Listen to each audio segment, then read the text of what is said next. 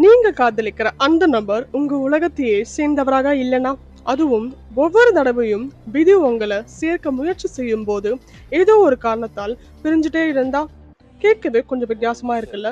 அப்படின்னா இந்த two world's abort டிராமாவை கண்டிப்பா பார்க்கணும்.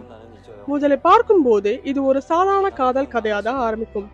இரண்டு வேறுபட்ட உலகங்களில் இருந்து வந்தவர்கள் சந்திக்கிறார்கள், காதலிக்கிறாங்க, எல்லாமே நல்லா போற மாதிரி தான் தோணும். ஆனா கொஞ்சம் கொஞ்சமா சில விசித்திரமான விஷயங்கள் நடக்க ஆரம்பிக்குது.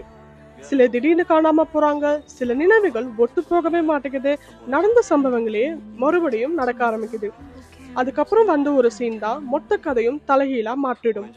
ஹீரோவுக்கு மெதுவாக ஒரு உண்மைய புரிய ஆரம்பிக்குது. அவன் வாழ்ந்து கொண்டிருப்பது நிஜ உலகத்தில் அல்ல, ஒரு வெப்டூன்குள்ள. அவன் வாழ்க்கை, அவன் நினைவுகள், அவன் எடுக்கிற முடிவுகள் எல்லாமே யாரோ எழுதிய கதையின் ஒரு பகுதி என்பதை உணரும் போது அவனுடைய உலகமே சிதற ஆரம்பிக்குது. அதிலும் அவன் உயிருக்கு உயிரா காதலிக்கிற பெண் இன்னொரு உலகத்தில் இருக்கிறாள்.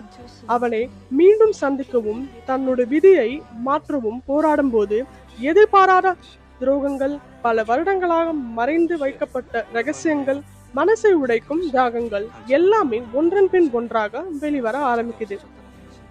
ஆனா இங்கதான் ஒரு கேள்வி. உங்க வாழ்க்கையே யாரோ எழுதிய கதைன்னு ஒரு நாள் தெரிஞ்சா அதை அப்படியே ஏற்றுக்குவீங்களா, இல்ல உங்களோட முடிவை நீங்களே மாற்ற போராடுவீங்களா?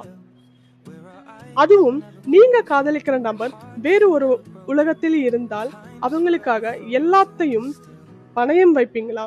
டூ வேர்ல்ட்ஸ் அபார்ட் டிராமாவை பார்த்துட்டு கமெண்ட்ஸ்ல சொல்லுங்க.